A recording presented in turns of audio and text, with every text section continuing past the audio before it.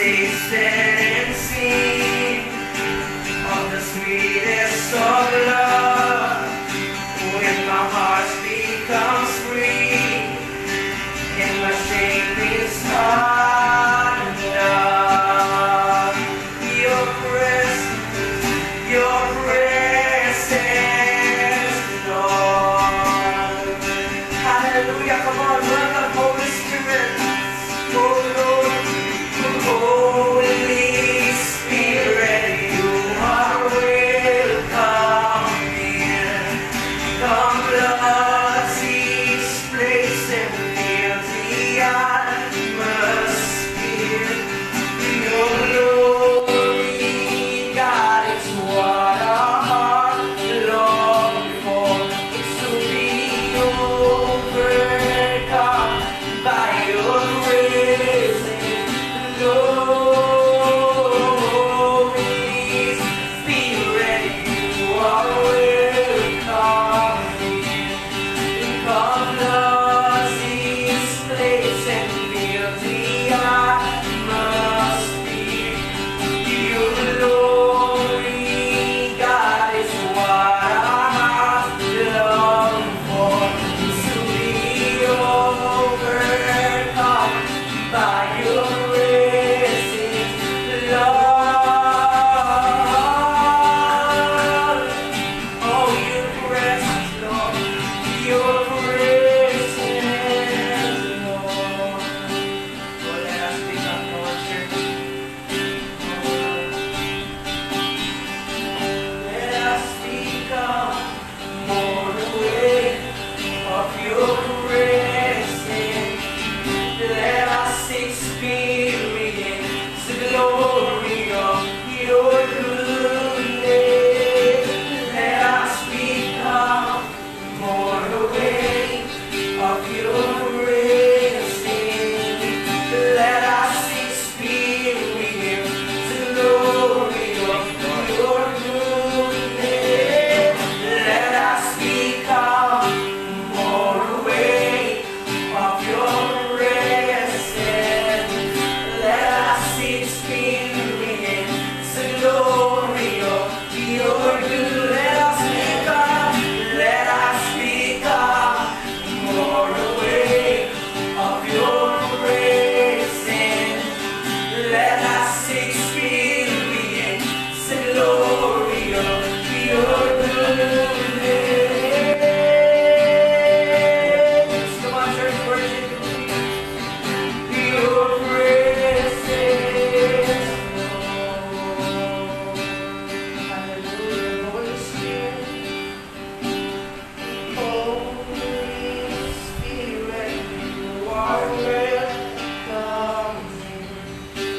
Come, Lord, this place and fill the atmosphere. Thank you, Jesus. You alone. We worship you, Lord. That is what our hearts long for. To be overcome by your presence, Holy Spirit, you are welcome. Thank you, Lord God. Hallelujah. Come, Lord, this place and fill the atmosphere. Your glory, God, is what our hearts long for. It's to be overcome by your grace and Lord.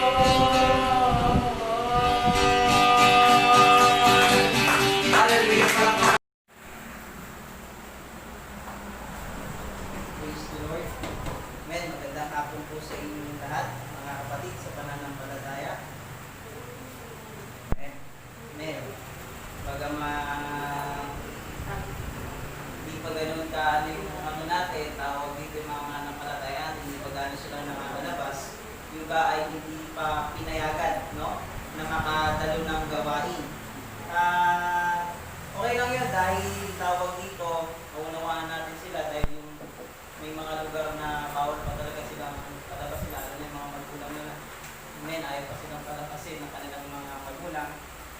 sunod lang muna tayo mga kapatid.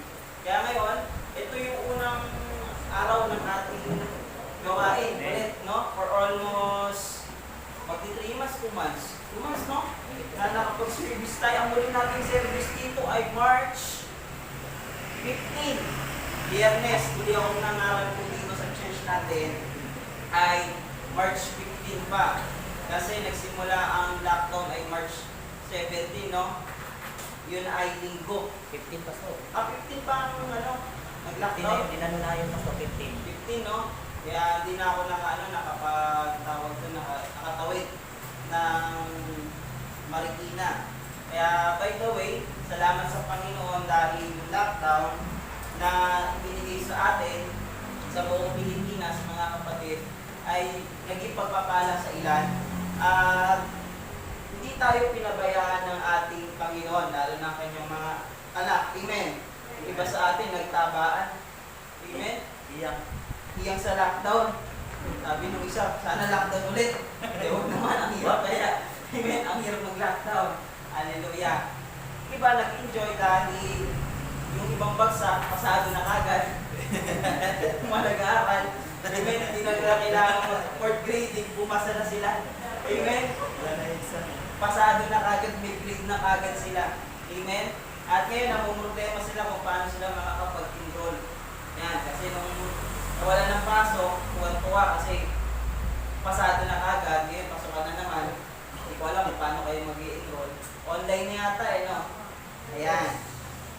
Pero sa kabila ng lahat yan, mga kapatid, tunay na ang Panginoon ay hindi tayo iniwan at pinabayaan. Tama mo ba? Amen. Amen. Sino rito mga kapatid ng lockdown nahirapan?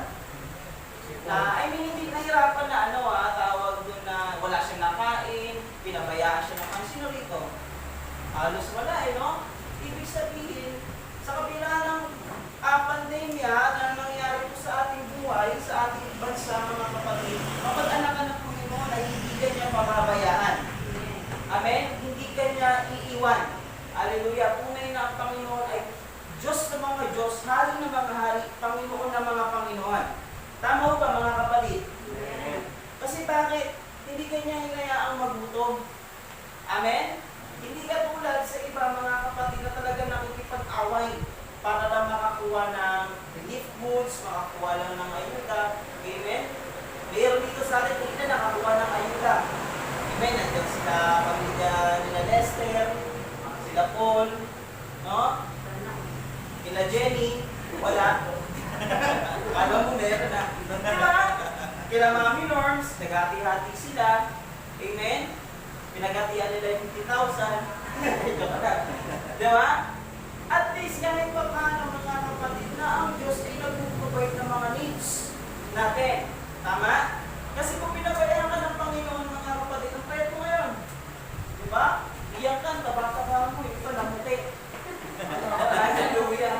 Yung iba naman, ang ginawa sa lockdown, marami natapos na k-drama. Amen? Marami natapos na anime. Good! Diba? Parang ginawa kundi manood. Diba? Yung iba natulog. Tulog ng tulog, iba kain ng kain. Yes! Ba't ganyan nga makatingin sa akin, mga kapatid? Binabalikan lang natin yung mga nangyari sa atin nung nakaraang 2 buwan na nag-lockdown na talagang ang hirap. Pero ang lungkot din pala, no, mga kapatid, no, dahil hindi ka makakalabas kung saan ka makakapunta, dahil isa sa mga nagpalungkot sa akin yung gawain po natin, dahil syempre, una sa lahat, nakakamiss yung gawain, yung pagtitipon, yung gaya ng ganito, amen, yung maibalik natin sa normal lahat, malaya tayo nakapagpuli sa Panginoon. Ang hirap pala, ang hirap masanay. Mga kapatid na walang gawain, iba nasanay na eh. Kaya wala pa sila, sanay na. Dahil joke lang. Biro lang mga kapatid. Ngayon, dalawa tayo sa salita ng Panginoon. Amen. Tayo po ay manalangin sandali. Higit lang natin ang ating mga mata. Amang Banal, salamat po sa oras at pagkakataong ito. Dalangin po namin na kami po ay inyong samahan sa pagbubulay-bulayan namin salita mo, na ito po ay matalim sa aming mga puso, sa aming isipan, na may pamuhay po namin ito, Panginoon. Maraming salamat po sa inang ginagawa ko. Tuloy ko sa pangalan ni Jesus. Amen. Praise the Lord. Kung meron po kayong Biblia, makibukas po kayo sa akin sa aklat po ng Mateo chapter 4 verse 4. Ito po ay alam na natin chapter and verse. Amen? Lagi natin itong nababasa o lagi natin ito napapakinggan at hindi ito mawawala sa memory verse. Lagi itong mini-memory verse. Basahin ko po mga kapatid. Ang sabi po rito, Matthew chapter 4 verse 4. Ngunit siya'y sumagot, nasusulat, hindi sa tinapay lamang na mabubuhay ang tao, kundi sa bawat salitang lumalabas sa bibig ng Diyos. Purihin po ang pagkabasa ng salita ng ating Panginoon. Ayan. Dito, pinapatungkulan mga kapatid, na ang tao ay hindi lang siya tawag dito mabubuhay sa pisikal lang. Amen? Sa tinapay lang. Amen? Kundi pwede tayong mabuhay sa salita ng ating Panginoon. Amen o ba? Bakit po? Amen? Isa sa mga testimony mga kapatid, proven na testimonies, Pastor Rened, nag-fasting ng 10 days. Amen? Habang pinakwento niya sa akin kahapon, tama nung isang araw kung paano siya nag-fasting.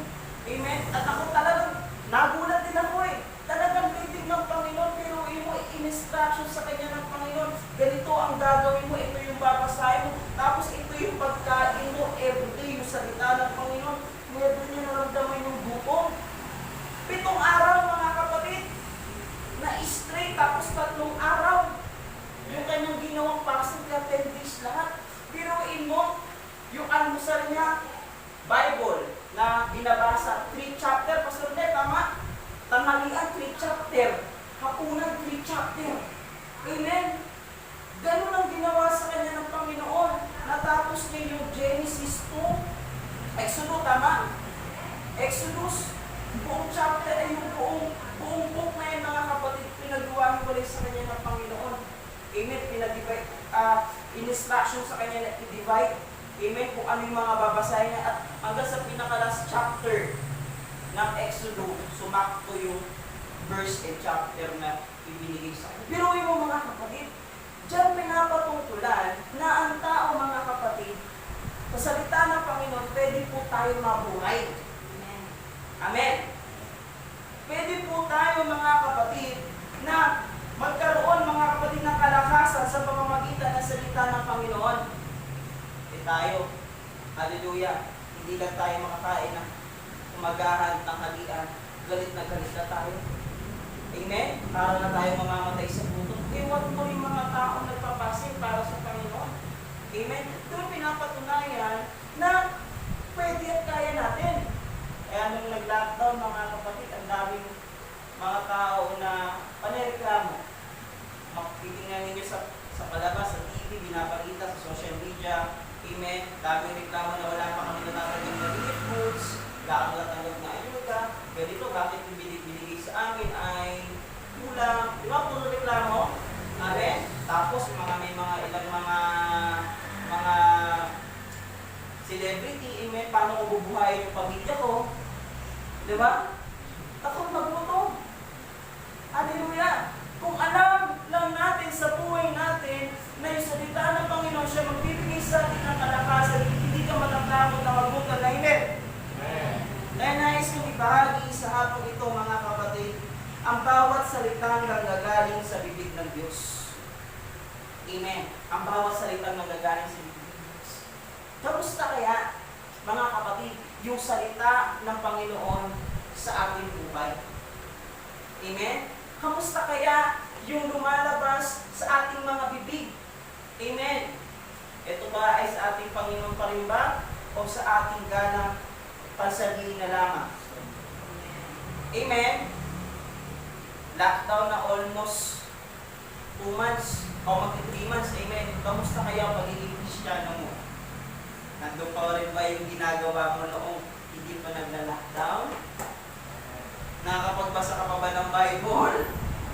Hello? Nandiyan pa ba kayo kapatid? Di ba? Nakakapag-pray ka pa ba? Dati nung hindi pa nagla-lockdown, pumunta ka ng church, nag-pray dahil nag-lockdown, bawal lumabas. Tanong, nag-pray ka pa ba sa bahay ninyo? Kasi gusto, minsan, hindi lang mag-pray sa bahay. Maingay eh. Gusto ko sana sa church eh. Ngayon, binalik na ulit yung, inilip up na ulit yung yung laptop, GCQ na. Hanggang ngayon, di ka pa rin nakakapunta ng church para mag-pray. Hello? Di ba mga kapatid? Dito ipinapakita, kumusta tayo sa buhay natin bilang isang Kristiyano. Amen. Yung salita ng Panginoon na sa ating buhay, na-apply pa ba natin? Amen. Diba? Kamusta kaya yung salita ng Panginoon, pinapakain mo ba yung spiritual mo? Spiritual natin o panay physical na lamang? Amen? Nag-lockdown, hallelujah, nagtabaan karamihan. Okay, ito yung isa. Ito na talaga yung tawag ko eh. Di ba? Ano kaya pinapakain natin? Yung physical natin o yung spiritual natin? Amen? Hindi masama mga kapatid pakainin natin physical natin. Natuloy kailangan natin pakainin. Ang ibig mo sabihin, kung spiritual mo, napapakain mo ba ng salita ng Panginoon? Diyan na ba kayo mga kapatid? Kasi bakit? Kapag pinapakain natin patuloy ang ating spiritual, ang ating espiritu na salita ng Panginoon, tayo po ay makakalaban o magkakaroon ng sandata upang kalabanin si Satanas, ang kaaway. Hindi ka basta madadala ni Satanas. Amen? Kapag malakas ang spiritual mo, kahit anong tukso sa iyo ni Satanas, hindi ka basta-basta matutukso. Amen ho ba mga kapatid? Katulad na lamang sa binasa natin verse and chapter na to, dito ipinapakita kung paano tinukso ng dyablo si Jesus. Amen? Alam ni Satanas, si Jesus ay nagpasing ng 40 days and 40 days. Alam ni Satanas, si Jesus ay mahina ang kanyang physical. Kaya ang ginawa ni Satanas, tinake advantage niya. Amen? Na mahina yung physical ni Jesus. Amen? Sigurado ang kainaan nito, pagkain. Pero doon siya nagkamali.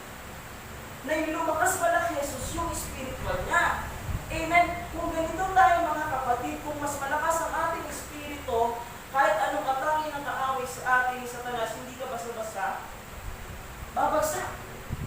Amen? Kahit magsabihan ka, kahit i-persecute ka, kahit anong mga problema dumaan sa iyo, mga pagsubok na dumaan sa iyo, hindi ka basta-basta babagsak. Hindi ka mapanghihinaan, dapat malakas ang iyong espiritu. Amen?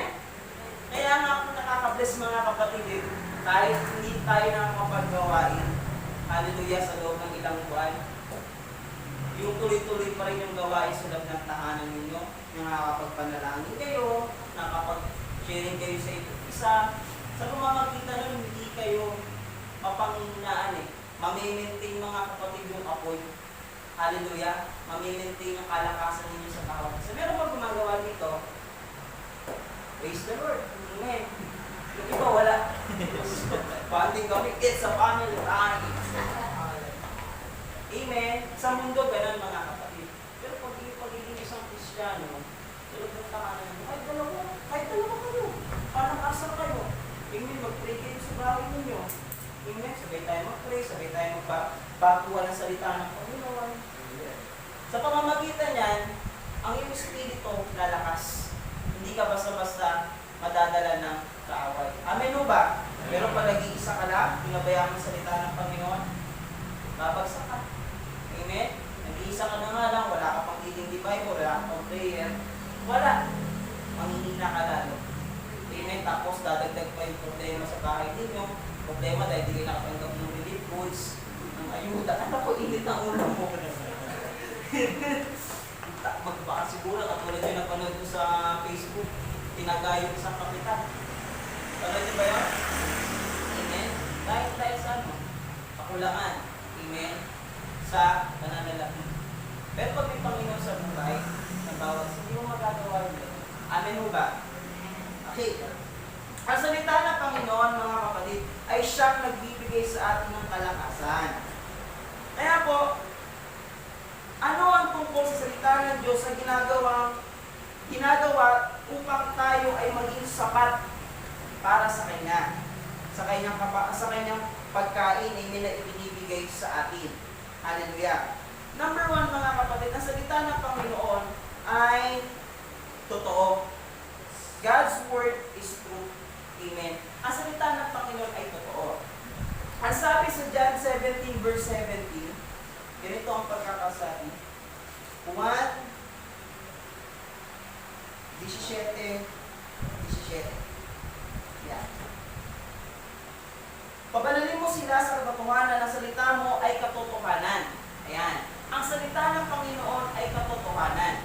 Kapag ikaw ay tawag dito, nag-rely sa salita ng Panginoon, sa kanyang Biblia, sa kanyang kapangyarihan, mga kapatid, lahat ng marisin mo ay totoo. Amen? Pag sinabi ng Panginoon, anak, pagpapalain kita, pagpapalain niyo ng Panginoon dahil yan ang salita niya. Amen? Ang sabi ng Panginoon, nabasa mo sa Biblia, kumato ka sa akin, ikaw ay aking kabukusan. Totoo yan, mga kapatid. Pag kumato ka sa Panginoon, pagbubok sa Kanya, pag humingi ka sa Panginoon, bibigyan ka niya. Kasi bakit ang salita ng Panginoon ay totoo? Amen. Pag sinabi ng Panginoon, hindi kita pababayaan, hindi ka pababayaan. Hindi yan katulad ng tao. Amen? Panay pangako, napapako. Nagsabi, magbibigay ng relief goods, hindi ka pala nabigyan. Fill up ka sa form, pero hindi ka nabigyan. Amen. Diba? Ganyan ang tao, pero si Lord iba. Amen? Kung ano yung nakasulat dyan, pag sinabi niya sa iyo, pinanampalatayanan mo yan, totoo yan mangyayari. Amen. Kaya God's word is true. Ang salita ng Diyos ay totoo. Kaya, magtiwala tayo sa Kanya. Ano mga kapatid? Yung salita ng Panginoon ay makapangyarihan. Powerful. Amen? Jeremiah 23 verse 29. Basahin po natin. Hallelujah. Sabi dito sa Jeremiah 23 verse 29. Sabi dito, hindi ba aking salita ay parang apoy at parang maso na tumuturo ng bato? Sabi ng Panginoon, Amen? Ang salita ng Panginoon ay makapangyarihan gaya po ng isa pong apoy o ng hammer. Amen? Ng maso. Amen? Tumuturo. Hallelujah ng bato. Kaya pag tayo ay nanampalataya sa Panginoon, nagtiwala tayo sa salita ng Panginoon, binasa natin ang salita ng Panginoon, mga kapatid, kahit anong tigas ng puso natin, si tigas ng bato ang puso natin, tudurugin ng Diyos siya para maging dalisay. Amen? Ganyan ang Diyos. Kaya walang matigas na puso kapag sa Diyos ka nagtiwala. Amen? Kaya ng durugin, papadelisayin mo. Amen? Yung kapitbahay mo na matigas ang puso, hanggang ngayon galit pa rin sa'yo, hindi ka mapatawad, idaan mo sa panalangin. Amen? Idaan mo sa salita ng Panginoon, bahagyan mo ng bahagyan. Lalambot puso niya. Tudurugin ng Diyos yan. Sa pamilya natin, may mga pamilya tayo na matigas ang ulo, ay matigas ang puso, matigas ang ulo, pasaway sa atin. Bagyan mo na ng bagyan na salita ng Panginoon. Sabi mo, mahal ka ni Jesus, huwag mong patulan. Dadating yung panang, dudurugin ng Diyos yung puso niya. Palalamputin niya. Amen mo ba? Papadalisayin ng Diyos. Walang imposible sa Panginoon. Dahil ano, makapangyarihan ang salita niya. Amen. Pangatlo, ang salita ng Panginoon ay pumakalinga. Comforts. Amen? Kino-comforts tayo. Amen. So, kung ito naka-experience, magbasa ka ng salita ng Panginoon, after mo magbasa, parang tawag dito, na-release ka. Gumaan yung pakiramdam mo. Na-experience nyo ba yung mga kapatid? Yung nandiyon ka sa pagkakataon at panahon na sobrang depressed ka, nai-stress, ang dami gumugulo sa isipan mo, puro negative ang nasa isipan mo, tapos may anxiety ka pa, hallelujah, ang lungkot-lungkot mo, tapos nung nagkaroon ka ng pagbabasa ng salita ng Panginoon, umiyak ka sa Lord, nabasa mo yung kanyang salita, after mo mabasa, nandun yung bigla ka na lang lumuha, napaiyak. And after that, bigla kang gumaan ng iyong pakiramdam. Na-experience ba natin yun? Amen. Sarap no sa feeling? Diba? Tapos na-experience nyo na ba natin habang ka nagbabasa ng Biblia, iyak ka ng iyak? Hindi mo alam, iyak ka ng iyak. Ang ganda nung binabasa mo, natatouch ka. Amen? Pinupunasan mo na yung luha mo. Ayaw minto. Pinunasan mo dito, pinalabas dito. Amen? Di ba? May ganun eh, habang ka nagbabasa eh. Iyak ka lang ng iyak, hindi mo alam. Siguro hindi mo maintindihan yung binabasa mo. Dahil ka lang mga kapatid. Di ba? Ang sarap di ba mga kapatid? And after that, wow, ang sarap. Basahin ang salita ng Panginoon. Experience mo ba yun habang ka nagbabasa ng Biblia? Yung notebook mo hindi mo napapansin, hindi mo namamalayan, ang dami mo na nasusulat. Pero isang verse pa lang yun, ang daming explanation. Experience nyo ba yun? Amen? Yung isang verse na pinasa mo, ang haba ng explanation mo, 3 pages ng notebook mo na nasusulat mo gano'n. Experience nyo mga kapatid? Pero pagkatapos, ang sarap sa pakiramdam, di ba? Ang saya-saya. Yan, yung patunay na salitaan ng Panginoon, nagbibigay ng kalinga sa atin. Nako-comfort po tayo. Amen. And then, panghuli mga kapatid, na salita ng Panginoon ay nagbibigay ng kalayaan. Truth set us free. Kung kanina mga kapatid, na salita ng Panginoon ay katotohanan, at ito naman po pangalawa, ang salita ng Panginoon ay nagbibigay ng kalayaan po sa atin. Dahil totoo ito, magbibigay ito ng kalayaan po sa atin. Amen. Truth sets us free. Amen. Ang katotohanan ang siyang magpapalaya sa atin. Nabasa ko ito, ang katotohanan sa Biblia, palalayain ka ng Diyos. Mga kapatid, tayo po ay maging mapanuri. Hindi porket napakinggan mo sa isang mga ngaral. Amen. Napanood mo sa YouTube, yung pinapangaral niya, hallelujah, at napakinggan mo, sabi na nung mga ngaral sa YouTube, di mo na kailangan magbasa ng Biblia, babasahin ko na lang para sige, explain ko sa iyo. Amen. Huwag po tayong maniwala pas-basa ng gano'n. Maging tayo dapat basta tayo at i-research natin. Amen. Kasi bakit? Mapapalaya ka po dyan. Mapapalaya po tayo. Hallelujah! Ano sabi sa John chapter 8 verse 32?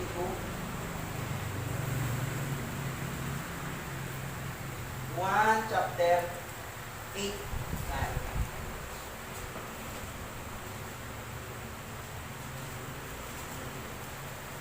32. Ganito ang pagkakasabi.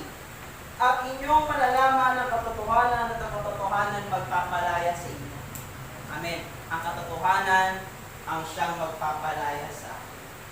Kaya, bawat isa po sa atin mga kapatid, tayo po ay magsalisik ng salita ng Panginoon upang tayo ay mapalaya. Hindi lang yun. Amen? Gusto mo magkaroon ng kalayaan sa iyong buhay? Hallelujah, alipin ka ng kasalanan, alipin ka ng galit ng puot, alipin ka ng kahirapan, alipin ka ng isakanas. Amen?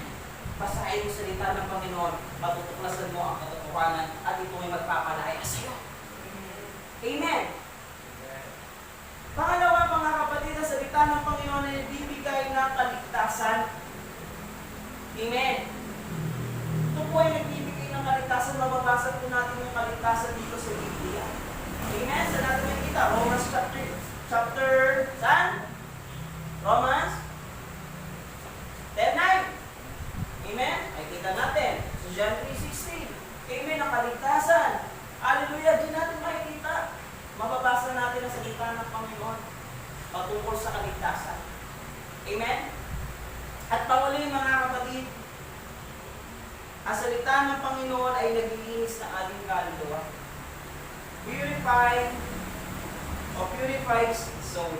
Amen? Makikita po natin yan sa 1 Peter chapter 1 verse 20. Pag pinasa po natin ang salita ng Panginoon, malilinis ang ating kaluluwa.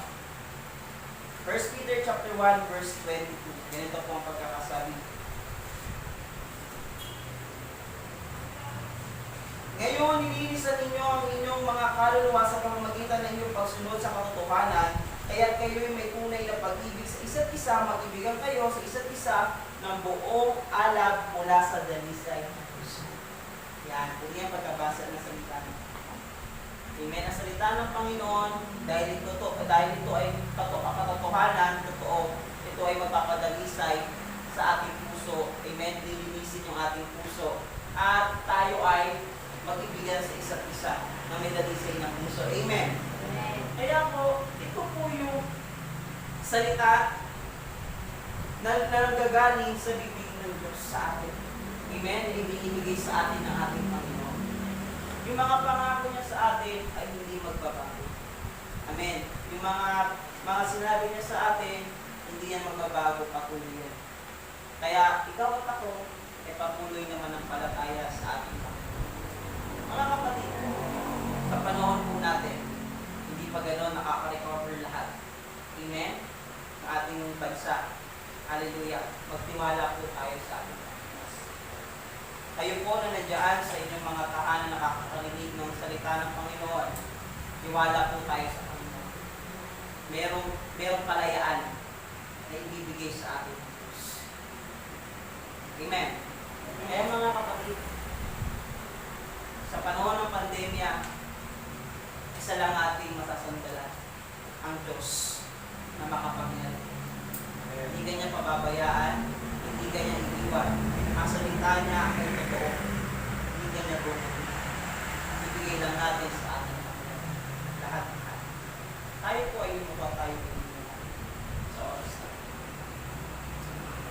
Amang banal na kapangyarihan sa lahat, maraming salamat po na muli mo kami, Panginoon, dinako sa iyong presensya.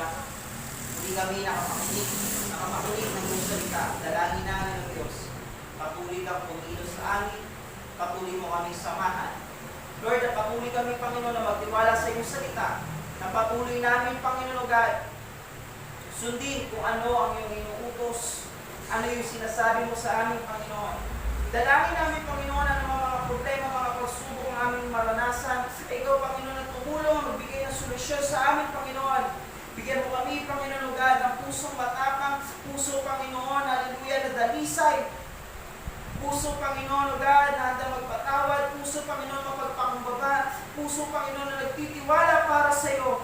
Patuloy mo kami, Panginoon, God, turuan. Patuloy mo kami, Panginoon, samahan sa hamon ng aming buhay. Panginoon, kami ay nagtitiwala sa iyo. Ipinapaubaya namin ang buhay namin sa iyo. Patuloy mo kami pagpalain. Maraming salamat po, Panginoon, sa iyo namin binabalik ang papuri at pagsamba sa matamis na pangalan ni Jesus. Amen.